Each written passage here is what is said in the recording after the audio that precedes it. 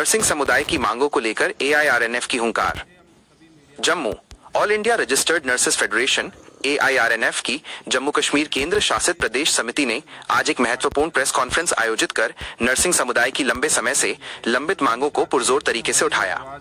Federation के प्रतिनिधियों ने मीडिया से मुखातिब होते हुए स्पष्ट किया कि स्वास्थ्य सेवाओं की रीढ़ मानी जाने वाली नर्सें आज भी गंभीर प्रशासनिक, वित्तीय और सेवा संबंधी विसंगतियों से जूझ रही हैं। समिति ने सरकार और संबंधित विभागों का ध्यान आकर्षित करते हुए कहा कि विपरीत परिस्थितियों में मरीजों की सेवा करने वाले स्टाफ की वास्तविक समस्याओं को लंबे समय से नजरअंदाज किया जा रहा है।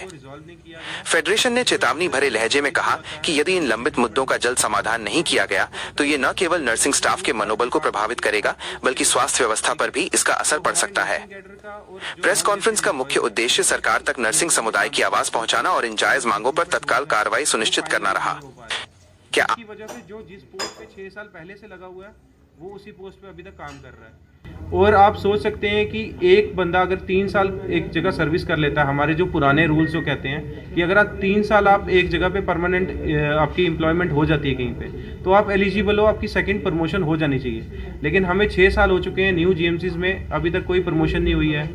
उसके बाद 6 सालों से अभी तक कोई रिक्रूटमेंट नहीं निकल पा रही परमानेंट, क्योंकि अभी तक सर्विस रूल ही नहीं फाइनलाइज हुए।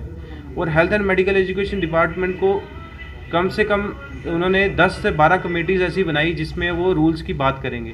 वो रूल्स को फ्रेम करने के लिए अलग अलग मेंबर्स को उन्होंने इन्वॉल्व किया, लेकिन health and medical education department totally failed हो चुकी है इस चीज़ के लिए कि वो सर्विस रूल फाइनलाइज नहीं कर पा रही है। इसमें हमारे नर्सिंग डिपार्टमेंट के कुछ मेन इश्यूज़ हैं जो हमारे स्टेट लेवल के हैं, जिसमें सबसे पहला आता है हमारा पे स्केल रेक्टिफिकेशन।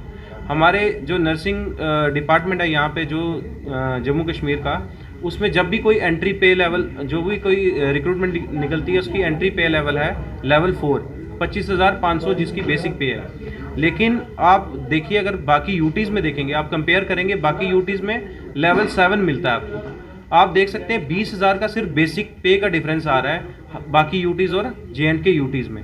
इवन कि बाकी स्टेट्स में भी लेवल 7 पे आपकी रिक्रूटमेंट होती है और वहाँ पे आपको नर्सिंग ऑफिसर का दर्जा दिया जाता है। नर्सिंग ऑफिसर एक ऐसा नॉमेनक्लेचर हमारा चेंज हुआ है 2016 में। यूनियन मिनिस्ट्री है जो हमारी हेल्थ एंड फैमिली वेलफेयर, उनके ऑर्डर से स्टाफ नर्स जो पोस्ट है उसको रीडेजिग्नेट करके नर्सिंग ऑफिसर का दर्जा दिया गया है। लेकिन हमारे जम्मू कश्मीर में ऐसा कुछ नहीं है।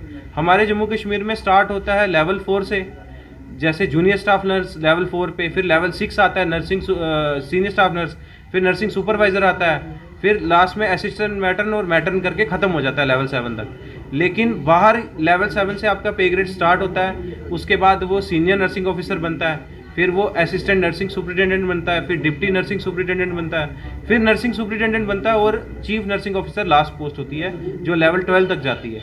लेकिन हमारे जम्मू कश्मीर में लेवल 7 तक ही हमें ख़त्म कर दिया गया। लेकिन ये सारी चीज़ें हमने प्रॉपरली रिप्रेजेंट की हुई हैं health and medical education department को, ministry of health and family welfare को, LG साहब को, हमारे जो हेल्थ मिनिस्टर हैं सकीना इटू जी, उनको भी रिप्रेजेंट किए हैं और सेक्रेटरी सर को भी रिप्रेजेंट किए हैं। हमने प्रॉपर चैनल से ये चीज़ें रिप्रेजेंट की हैं और हमारे पास उन सब की एक रिसीविंग भी पड़ी हुई है। लेकिन अभी तक हमारे जो भी ड्राफ्ट निकले उसमें ऐसा कोई इम्प्रूवमेंट नहीं है जो नर्सिंग के फेवर में हो। उसके बाद हमारा जो ये नर्सिंग अलाउंस और ड्रेस अलाउंस, ये अलाउंस हमें हमारी ड्यूटीज़ के लिए मिलता है। देखिए आप हॉस्पिटल में कितनी खतरनाक तरीके से इन्फेक्शन फैल सकती है या फिर किसी के थ्रू किसी को कोई क्रॉस इन्फेक्शन हो सकती है। उसके लिए हमारे को गवर्नमेंट ने, सेंट्रल गवर्नमेंट ने नर्सिंग अलाउंस जो है हमारे को दिया गया है बाकी सभी यूटीज़ में और स्टेट्स में। लेकिन हमारे जम्मू कश्मीर में ना हमारे को नर्सिंग अलाउंस मिलता, ना हमारे को यूनिफॉर्म अलाउंस मिलता। यूनिफॉर्म अलाउंस के नाम पे सिर्फ 100 रुपया मिलता है, जबकि वो 1800 रुपये है। और नर्सिंग अलाउंस हमारा 7200 है, जो कि अब रिवाइज होकर 9000 तक पहुंचा हुआ है। यूटी लद्दाख को 2021 में दिया जाता है। 2021 से कॉन्टीन्यूसली हम भी डिमांड कर रहे हैं कि हमें भी नर्सिंग अलाउंस भी मिले और ड्रेस अलाउंस मिले, लेकिन हमारे health and medical education department ने ये कम्प्लीटली डिनाई किया कि आपको ये अलाउंस अभी नहीं मिलेगा। और उसके बाद हमारे जो हॉस्पिटल की इंटरनल देखिए कंडीशन, जैसे हमारे वर्किंग आवर्स हैं, सभी जगह पे वर्किंग आवर्स का इशू आ रहा है कि हमारे को लेबर लॉज के अकॉर्डिंग ड्यूटीज़ नहीं दी जाती।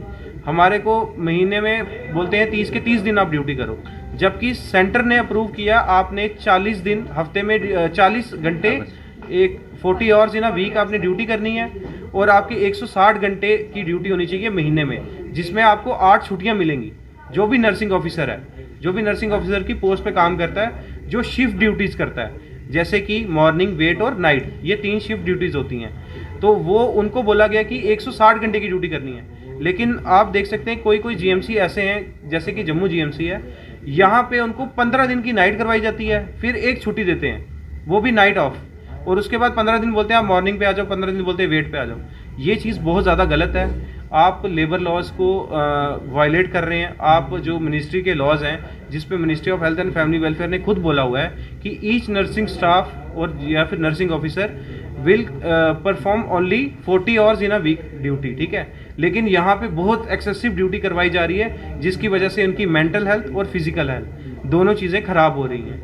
और हम चाहते हैं कि ये चीज़ें भी रेक्टिफाई हों, और ये हॉस्पिटल की एडमिनिस्ट्रेशन को देखना चाहिए कि आप इतना ज़्यादा काम अगर ले रहे हैं तो आप उनको छुट्टी क्यों नहीं दे रहे हैं। अगर आप 22 दिन ड्यूटी करवाते हो, 23 दिन ड्यूटी करवाते हैं, वो डेडिकेटेड तरीके से अपनी ड्यूटी करेंगे, जबकि आपके ऑफ बनते हैं तो तब आप उनको छुट्टी नहीं देते हैं। और उसके बाद जो हमारे नर्सिंग स्टूडेंट विंग है जो हमारा, उसके भी कुछ लोग आज हमारे साथ जुड़े हुए हैं। वो बोलते हैं कि हमें स्टाइपन नहीं मिलता। स्टाइपन होता है, जैसे आप MBBS के स्टूडेंट्स होते हैं, वो जब इंटर्नशिप करते हैं उनको स्टाइपन मिलता है गवर्नमेंट की तरफ से, एक फाइनेंशियल सपोर्ट होती है ताकि उनकी इंटर्नशिप आसानी से निकल जाए। लेकिन हमारे नर्सिंग इंटर्न्स को जो है जम्मू कश्मीर में स्टाइपन नहीं मिलता, जबकि बाहर सभी यूटीज़ और स्टेट्स में ये चीज़ें मिलती हैं। और हम चाहते हैं कि जो नर्सिंग जितने इंटर्न्स हैं हमारे, उन सभी को जो गवर्नमेंट नर्सिंग कॉलेजेस में अपनी डिग्री परस्यू कर रहे हैं, उन सबको इंटर्नशिप पे स्टाइपन मिलना चाहिए मंथली। 6 महीने की अगर इंटर्नशिप है तो गवर्नमेंट को इस चीज़ के बारे में सोचना चाहिए। और उन्होंने प्रॉपर तरीके से अपनी रिप्रेजेंटेशन दी फाइनेंस डिपार्टमेंट में भी और health and medical education department भी, लेकिन वो चीज़ लास्ट में जाके हमारे हेल्थ मिनिस्टर के पास अभी अप्रूवल के लिए रहती है, और वो कहते हैं कि फाइनेंस डिपार्टमेंट जो है इस चीज़ को अप्रूव करेगा तभी हम आपको दे पाएंगे। और हम चाहते हैं कि हमारी हेल्थ मिनिस्टर इस चीज़ में इंटरवीन करें और उनको भी प्रॉपरली जो है इंटर्नशिप पे स्टाइपन मिलना चाहिए। और जितनी गवर्नमेंट नर्सिंग कॉलेजेस हैं हमारे जम्मू कश्मीर में, उसमें अभी तक फैकल्टी रिक्रूट नहीं हुई है, उसका एक बैच अभी तक पास होके चला गया है। आप सोच सकते हैं कि बिना फैकल्टी के एक बैच पास आउट हो गया। और हम चाहते हैं कि 13 नर्सिंग कॉलेजेस हैं, अगर गवर्नमेंट ने दिए हमें तो उस पर फैकल्टी भी रिक्रूट होनी चाहिए, और इंडियन नर्सिंग काउंसिल की जो रूल्स एंड रेगुलेशन है उसके हिसाब से ही वहाँ पे फैकल्टी लगनी चाहिए। From nursing tutor to principal, ये जो सारी पोस्टें हैं वहाँ पे रिक्रूट होनी चाहिए और एडवर्टीज होनी चाहिए।